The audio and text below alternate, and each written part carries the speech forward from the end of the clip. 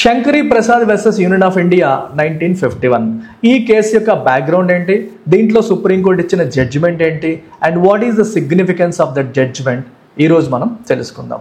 1947లో ఇండియాకి స్వతంత్రం వచ్చింది. 1950లో ఇండియన్ కాన్స్టిట్యూషన్ అమల్లోకి వచ్చింది 26 జనవరి నాడు. దాన్ని మనం రిపబ్లిక్ డేగా సెలబ్రేట్ చేసుకుంటున్నాం కూడా. అయితే ఇండియా స్వతంత్రం వచ్చిన తర్వాత, కాన్స్టిట్యూషన్ అమల్లోకి వచ్చిన తర్వాత వచ్చిన మొదటి ప్రభుత్వం ఏదైతే ఉందో దాని యొక్క ప్రయారిటీస్ ఏంటి? ప్రభుత్వం యొక్క ప్రయారిటీస్ డిపిఎస్పీస్ని ఇంప్లిమెంట్ చేయాలి, డైరెక్టివ్ ప్రిన్సిపల్స్ ఆఫ్ స్టేట్ పాలసీని ఇంప్లిమెంట్ చేయాలని చెప్పేసి ప్రయారిటీగా తీసుకున్నారు. అందులో ఆర్టికల్ 39 ఏం చెప్తుందంటే కాన్సన్ట్రేషన్ ఆఫ్ వెల్త్ లేకుండా చూడాలి. You have to prevent concentration of wealth, అంటే సంపద కొందరి చేతుల్లో కేంద్రీకృతం అవ్వకుండా మనం చూసుకోవాలని చెప్పి ఆర్టికల్ 39 చెప్తోంది. సో గవర్నమెంట్ ఆఫ్ ఇండియా దాన్ని సీరియస్గా తీసుకుంది. అందులో భాగంగానే జమీందారీ సిస్టమ్ని అబాలిష్ చేయడం, several land reforms, land ceiling acts తీసుకురావడం అనేది జరిగింది. సో ల్యాండ్ సీలింగ్ అంటే ల్యాండ్ పైన నువ్వు ఎంత ల్యాండ్ పొసెస్ చేయగలుగుతావు అన్న దానిపైన ఒక అప్పర్ లిమిట్, సీలింగ్ అంటే అప్పర్ లిమిట్, ఇట్లాంటివి తీసుకొచ్చే ప్రయత్నాలు చేసింది. అయితే వీటిలో చాలా చట్టాలని చాలామంది జమీందార్స్ సుప్రీంకోర్టులో ఛాలెంజ్ చేసేవారు. ఎందుకంటే ఇది మా right to property, right to property అనేది కూడా ఫండమెంటల్ రైట్, ఆర్టికల్ 31 మరియు 19లో కూడా కనిపిస్తోంది.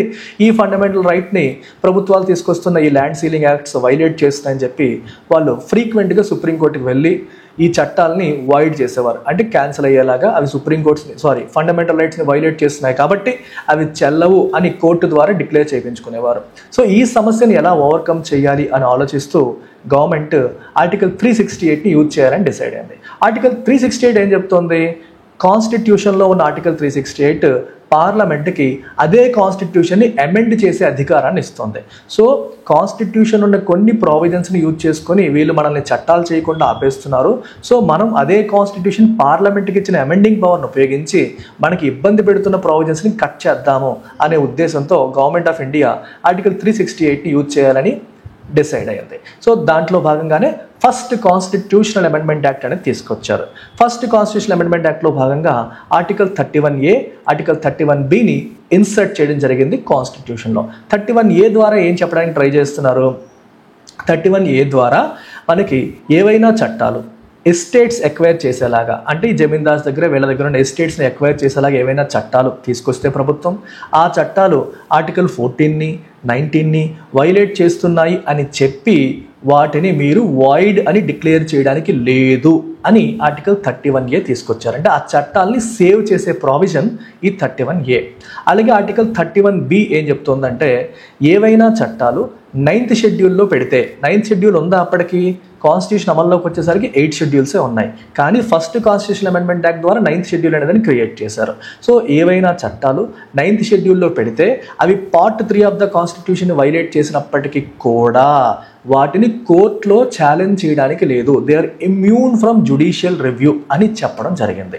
అంటే ఒక చట్టం తీసుకొచ్చారు, అది ఒక ఫండమెంటల్ రైట్ని వైలేట్ చేస్తుంది, అయినప్పటికీ if it is placed in 9th schedule, అది 9th షెడ్యూల్లో ప్లేస్ చేస్తే it is protected from judicial review అని ఆర్టికల్ 31B చెప్పడం అనేది జరుగుతుంది. ఈ పర్టికులర్ ఫస్ట్ కాన్స్టిట్యూషనల్ అమెండ్మెంట్ యాక్ట్ని శంకరీ ప్రసాద్ అనే ఒక జమీందారు ఛాలెంజ్ చేశారు సుప్రీంకోర్టులో. ఇప్పుడు సుప్రీంకోర్టు ముందున్న 2 ఇంపార్టెంట్ లీగల్ ఇష్యూస్ ఏంటో చూద్దాం. మొదటిది ఆర్టికల్ 368 ద్వారా కాన్స్టిట్యూషన్ నుండి పార్లమెంట్కి లభిస్తున్న అమెండింగ్ పవర్ అనేది ఫండమెంటల్ రైట్స్కి కూడా వర్తిస్తుందా? అంటే ఫండమెంటల్ రైట్స్ని కూడా పార్లమెంట్ అమెండ్ చెయ్యగలదా? 368 ద్వారా వస్తున్న పవర్ దానికి అప్లై అవుతుందా లేదా? రెండవది ఆర్టికల్ 13 క్లాస్ 2లో లా అనే దాన్ని డిఫైన్ చేశారు. ఆ లా డెఫినేషన్లోకి కాన్స్టిట్యూషనల్ అమెండ్మెంట్ వస్తుందా రాదా? లా డెఫినేషన్లోకి కాన్స్టిట్యూషనల్ అమెండ్మెంట్ వస్తుందా రాదా అనేది ఎందుకు ఇంపార్టెంట్ ఇక్కడ అంటే ఆర్టికల్ 13 క్లాస్ 2 ఏం చెప్తుందో మీరు చూడాలి. ఆర్టికల్ 13 క్లాస్ 2 ఏం చెప్తుందంటే ఏదైనా ఒక లా కానీ, బైలా కానీ, రూల్స్ కానీ, రెగ్యులేషన్స్ కానీ ఏవైనా సరే ఫండమెంటల్ రైట్స్ని వైలేట్ చేసేలాగా ఉంటే they will be declared null and void, అవి చెల్లవు అని ఆర్టికల్ 13 క్లాస్ 2 చెప్తుంది. అంటే ఏదైనా చట్టం ఫండమెంటల్ రైట్స్ని వైలేట్ చేసేలాగా తీసుకొస్తే ఆ చట్టం చెల్లదు అని అర్థం. ఇప్పుడు ఈ చట్టం లేదా లా అనే డెఫినేషన్లోకి కాన్స్టిట్యూషనల్ అమెండ్మెంట్ కూడా వస్తుందా రాదా? ఒకవేళ కాన్స్టిట్యూషనల్ అమెండ్మెంట్ కూడా లా డెఫినేషన్లోకి వస్తే లా ఫండమెంటల్ రైట్ని వైలేట్ చేసేది చెల్లదు కాబట్టి ఈ కాన్స్టిట్యూషనల్ అమెండ్మెంట్ కూడా చెల్లదు అని అర్థం.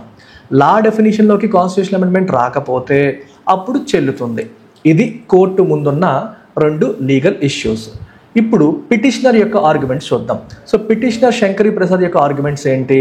కాన్స్టిట్యూషనల్ అమెండ్మెంట్ కూడా లా డెఫినేషన్లోకే వస్తుంది కాబట్టి మీరు ఈ కాన్స్టిట్యూషనల్ అమెండ్మెంట్ ఫండమెంటల్ రైట్స్ని వైలేట్ చేస్తుంది కాబట్టి ఈ constitutional amendment, first constitutional amendment చెల్లదు, అన్కాన్స్టిట్యూషనల్ అని డిక్లేర్ చేయమని ఆయన సుప్రీంకోర్టు ముందు ఆయన తరపున న్యాయవాది వాదించడం అనేది జరిగింది. అది ఆయన ఆర్గ్యుమెంట్. మరి సుప్రీంకోర్టు ఇచ్చిన జడ్జిమెంట్ ఏంటి? సుప్రీంకోర్టు ఏం చెప్పిందంటే ఆర్టికల్ 13 క్లాజ్ 2లో ఉన్న లా డెఫినేషన్లోకి కాన్స్టిట్యూషనల్ అమెండ్మెంట్స్ రావు, ఆర్డినరీ లాస్ మాత్రమే వస్తాయి. కానీ కాన్స్టిట్యూషనల్ అమెండ్మెంట్స్ అనేవి ఆ డెఫినేషన్లోకి రావు. కాబట్టి కాన్స్టిట్యూషనల్ అమెండ్మెంట్ ద్వారా మీరు ఫండమెంటల్ రైట్స్ని అమెండ్ చేసినా సరే అవి అన్కాన్స్టిట్యూషనల్ కాదు. అర్థమవుతుందా?